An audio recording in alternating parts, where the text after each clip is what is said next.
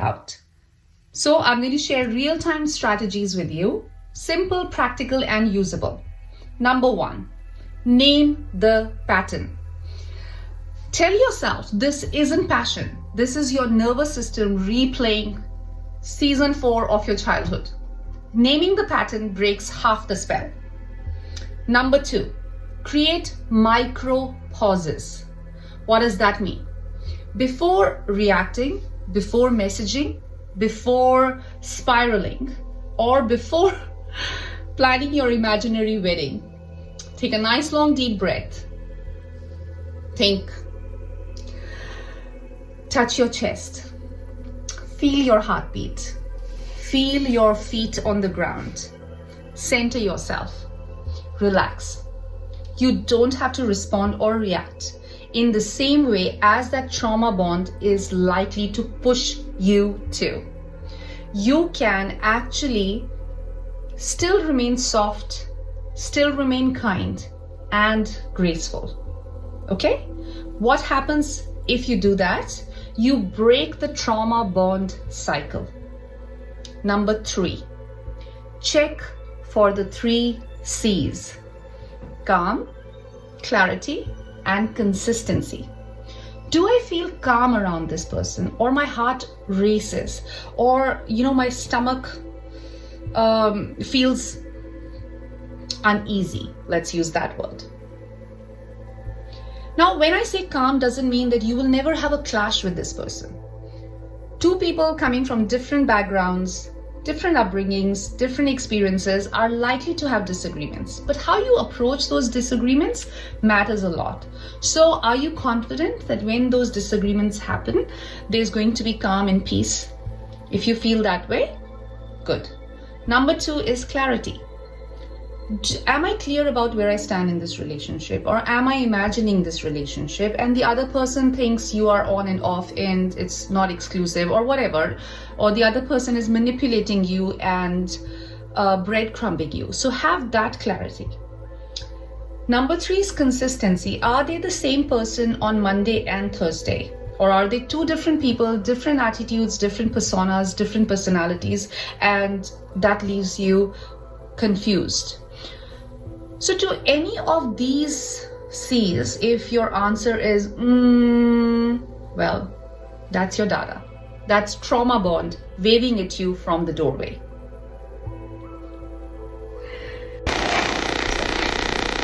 Number 4, share the wobble. Let the person who is so special for you or who's so important to you know that you sometimes feel nervous around that person.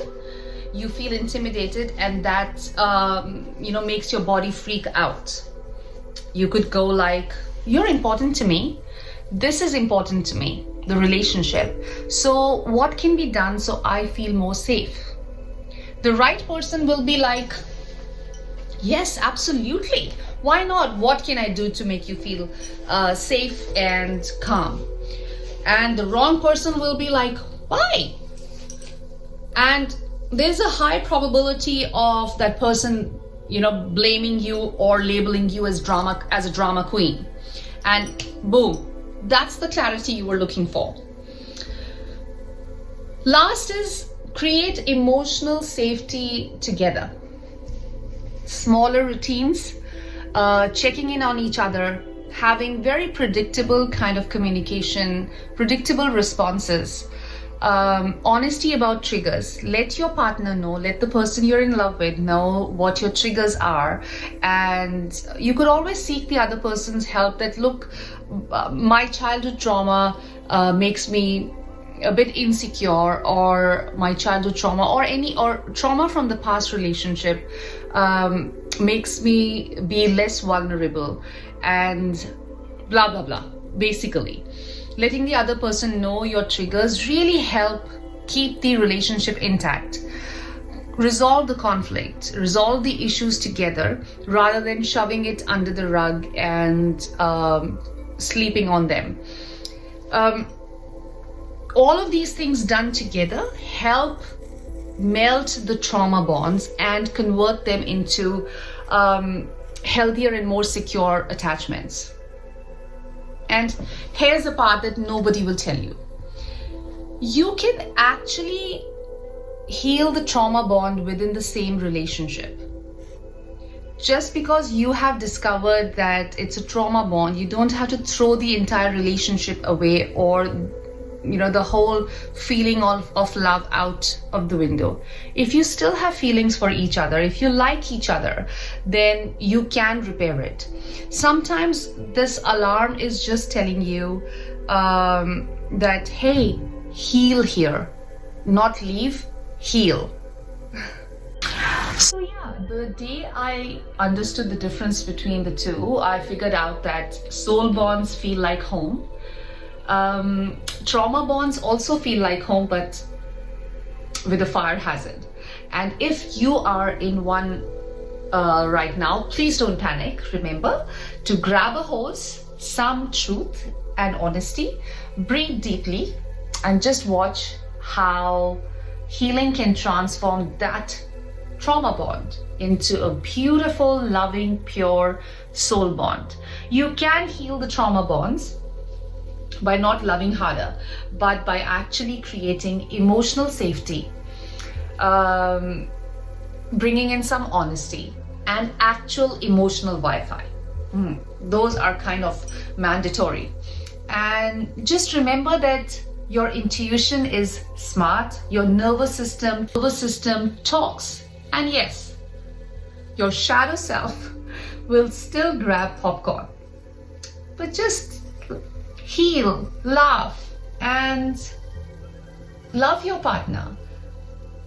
You are important. You can heal.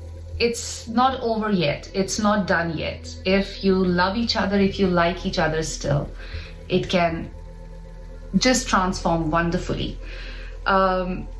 Healing always starts with you. I'm sitting here, whatever I'm talking, it's not mumbo jumbo.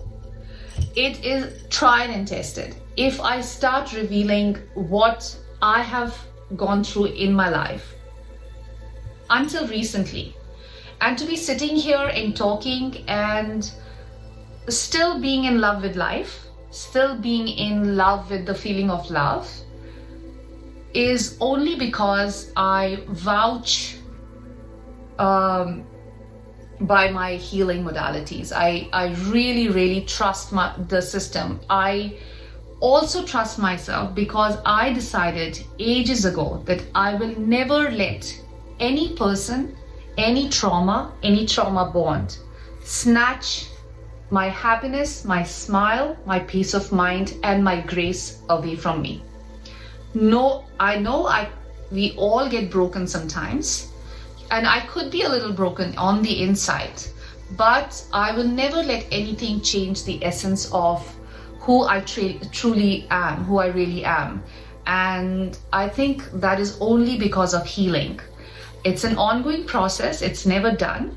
So get up, get yourself healed, get your trauma bonds healed, and discover a new life, a new you, a new relationship in the same relationship. So yeah, please trust the healing. And also remember, like me, you are a fucking dandelion. Yes, you are. People can walk over you, blow you, break you, but you rise again with the same zest, with the same zeal, with the same enthusiasm. So don't give up yet. Loads of love and light, but don't go yet, because I'm going to attach with this video a rune reading. Runes are powerful mediums and messengers of the divine, the spirit, the angels, whoever you believe in. And let's see what runes have to tell us about the bond that you are in right now, whether it's a trauma bond or is it a soul bond, and what could you do to transmute it into a soul bond, or what could you do to nourish your soul bond further. So don't go away yet. I love you.